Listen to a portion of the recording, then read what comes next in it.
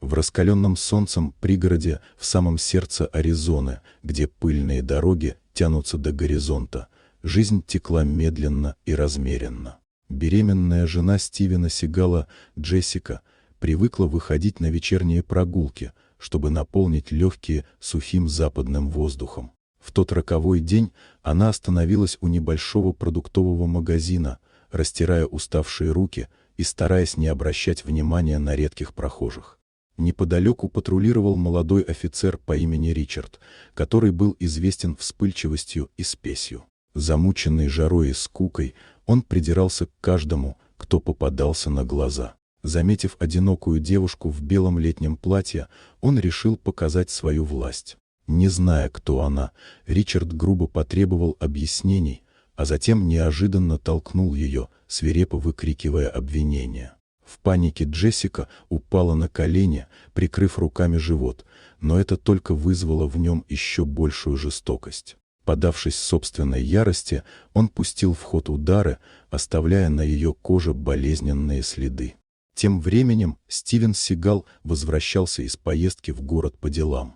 Седло его коня было покрыто дорожной пылью, а в глазах сверкал холодный решительный свет. Он заметил толпу, собравшуюся вокруг, и на земле увидел Джессику. Сердце его наполнилось гневом, и тяжелое дыхание стало ровным, настороженным. Медленно подойдя, он осознал, что виновником произошедшего оказался офицер, даже не пытавшийся скрыть содеянное.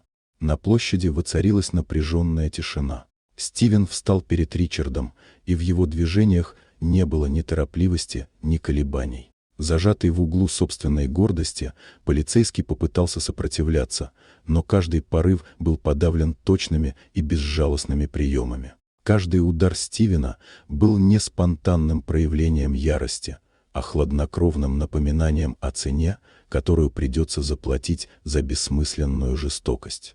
Ричард, сломленный, упал на землю, не в силах подняться, навсегда запомнив этот день.